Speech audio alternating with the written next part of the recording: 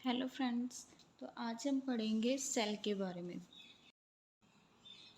तो सेल को डिस्कवर किया था रॉबर्ट हुक ने। रॉबर्ट हुक जिन्होंने इसको डिस्कवर किया था सेल को, जिन्होंने फर्स्ट टाइम में इसको सेल के बारे में बताया था, वो थे रॉबर्ट हुक। तो सेल की डेफिनेशन क्या है? Cell is a basic structural and functional unit of body. Cell जो क्या होते हैं, बहुत छोटे छोटे पार्टिकल होते हैं, बहुत छोटे छोटे से होते हैं। तो ये क्या है? बेसिक है, स्ट्रक्चरल है, फंक्शनल मीन्स बेसिक, ये बेसिक नीड है बॉडी की। स्ट्रक्चर, इनका स्ट्रक्चर्स होते हैं, ये स्ट्रक्चर बनाने में हेल्प करते हैं। ठीक है। फंक्शनल, फंक्शंस करने में हेल्प करते हैं। तो सेल की डेफिनेशन क्या है? Basic structure, functional unit of body. Body की क्या है? ये बेसिक है, स्ट्रक्चर है, फंक्शनल यूनिट है बॉडी की। तो इसे क्या बोलते हैं? बिल्डिंग ब्लॉक ऑफ लाइफ भी बोला जाता है सेल को। सेल्स के स्ट्रक्चर्स के अकॉर्डिंग, उनके फंक्शंस के अकॉर्डिंग सेल को अलग अलग क्लासिफिकेशंस में डिस्क्राइब किया जाता है, उन्हें डिवाइड कर लिया जाता है। तो उनके स्ट्रक्चर्स और फंक्शंस के अकॉर्डिंग हम उसके जो सेल के स्ट्रक्चर है कि सेल का स्ट्रक्चर क्या है, उसमें क्या क्या प्रेजेंट है, सेल का स्ट्रक्चर होता कैसा है, ठीक है, उसके अकॉर्डिंग सेल्स को दो पार्ट में डिवाइड किया जाता है, प्रोकैरियोटिक्स में और यूकैरियोटिक्स में। प्रोकैरियोटिक और यूकैरियोटिक। जो प्रोकैरियोटिक होता है उसको pro means prior, karyotic means nucleus, मतलब कि वो जिसमें न्यूक्लियस नहीं होता। तो ये जो होगा प्रोकैरियोटिक्स होते हैं, इनमें न्यूक्लियस नहीं होता। ये कहते हैं सिंपल होते हैं और ज़्यादा कॉम्प्लेक्सेस नहीं होते, उनमें कुछ ही चीज़ें प्रेजेंट होती हैं। तो ये वाले जो होते हैं बैक्टीरिया, वायरस और फंगी में होते हैं। जो प्रोकैरियोटिक सेल्स होंगे, इनकी प्रेजेंस कहाँ पे होगी? बैक्टीरिया में, वायरसेस में और फंगी में। जो यूकैरियोटिक सेल्स होते हैं, you means true, karyotic means nucleus. तो जहाँ पे क्या होगा? न्यूक्लियस प्रेजेंट होगा। तो ये कहाँ पे होते हैं? ह्यूमंस में, प्लांट्स में और एनिमल्स में। ये तीनों जगह पर ये यूकैरियोटिक सेल्स की प्रेजेंस होती है। सबसे पहले पढ़ेंगे हम प्रोकैरियोटिक सेल्स के बारे में। सेल्स को हमने डिवाइड किया है उनके स्ट्रक्चर्स के अकॉर्डिंग, कि कौन से सेल का क्या स्ट्रक्चर है और वो किस कैटेगरी में आएगा। तो हम सबसे पहले पढ़ेंगे प्रोकैरियोटिक। प्रोको मीन्स है प्रीरियर न्यूक्लियस, जिसमें क्या होगी? न्यूक्लियस की प्रेजेंस नहीं होगी। तो ये जो होता है, जो प्रोकैरियोटिक सेल्स होते हैं, इनमें न्यूक्लियस की प्रेजेंस नहीं होती, न्यूक्लियर मेम्ब्रेन प्रेजेंट नहीं होती। तो इनमें जो डीएनए होगा, ठीक है, इनकी जो जेनेटिक मटेरियल होगा उसे हम डीएनए बोलते हैं। तो जो डीएनए होता है वो न्यूक्लियाइड में होता है, वहाँ पे स्टोर हुआ होता है। ठीक है। तो इस जो प्रोकैरियोटिक होगा, तो इसे में याद क्या रखना है? न्यूक्लियर मेम्ब्रेन इसमें नहीं होती है, न्यूक्लियस नहीं होता। तो इसका जो डीएनए होता है वो उसके न्यूक्लियाइड में प्रेजेंट होगा। तो इसका हम स्ट्रक्चर देख लेते हैं। तो जो इसका प्रोकैरियोटिक होंगे, जो जिसमें बैक्टीरिया, वायरसेस, फंगी में जो प्रेजेंट होते हैं, तो उनका स्ट्रक्चर कुछ इस तरह का होगा। तो ये जो बीच में होगा ये न्यूक्लियाइड है। तो वहाँ पे क्या होगा? जो डीएनए होगा, इनका जेनेटिक मटेरियल होगा, वो यहाँ पे प्रेजेंट होता है, यहाँ इसमें स्टोर हुआ होता है। ठीक है। तो इसके अराउंड ये सारी की सारी जो होगी, यहाँ पे क्या पड़ा है? इसका डीएनए पड़ा है। तो ये होगी सेल मेम्ब्रेन हो गई। यहाँ पे ये जो है ये सेल वॉल होगी। जो कि सेल वॉल होती है ये सिर्फ प्रोकैरियोटिक्स में होती है। जो यूकैरियोटिक होंगे उनमें सेल वॉल प्रेजेंट नहीं होती। तो ये क्या है? प्रोकैरियोटिक की स्पेशलिटी है कि इसमें सेल वॉल होती है, जो थोड़ी क्या होती है? हार्ड होती है, लेकिन ये सिर्फ प्रोकैरियोटिक्स में प्रेजेंट होती है। ये हमारे पास क्या है? स्ट्रक्चर है। प्रोकैरियोटिक सेल्स जो होंगे उनका स्ट्रक्चर कैसा होगा, उनकी अपीयरेंस कैसी होगी, तो उनमें क्या कौन कौन से पार्ट होंगे? क्या है? न्यूक्लियाइड है, सेल मेम्ब्रेन है, सेल वॉल है, राइबोसोम्स हैं। ठीक है। तो कैप्सूल है।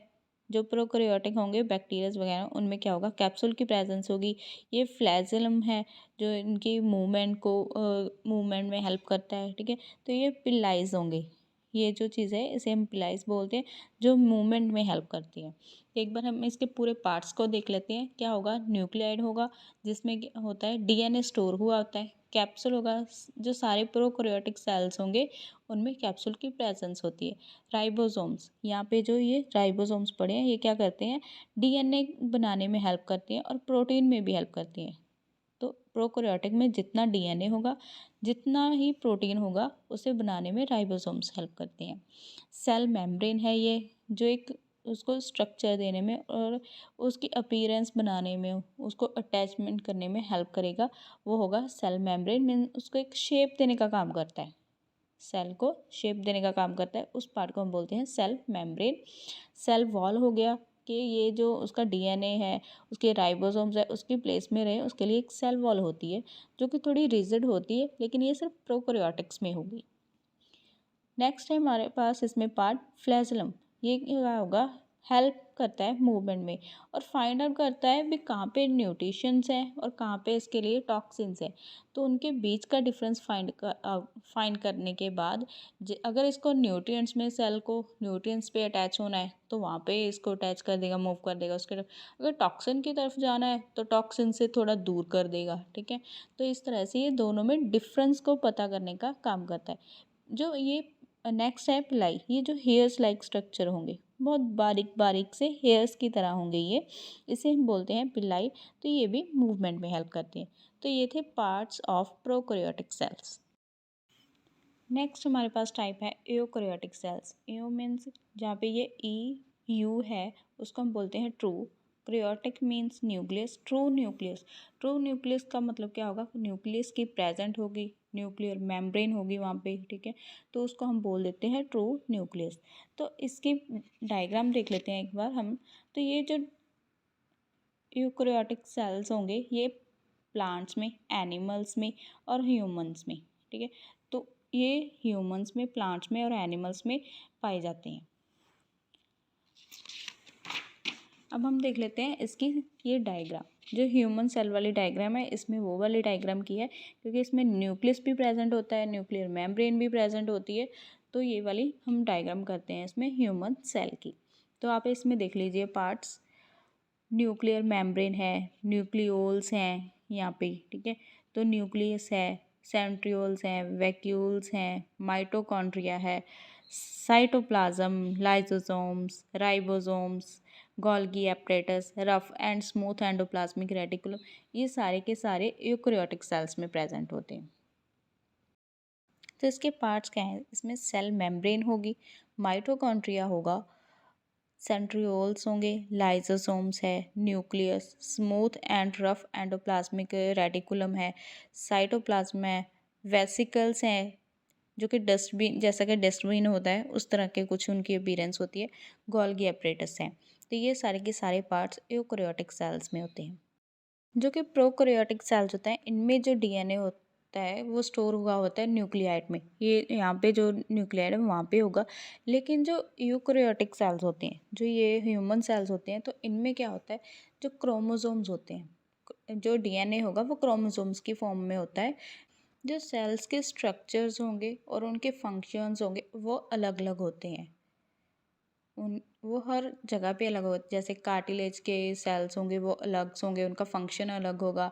ब्रेन के सेल्स होंगे उनके फंक्शंस अलग होंगे, और मसल सेल्स होंगे उनके फंक्शंस, उनकी शेप्स अलग होगी। तो इस तरह से ये जो सेल्स होते हैं इनके फंक्शंस और स्ट्रक्चर अलग अलग होते हैं।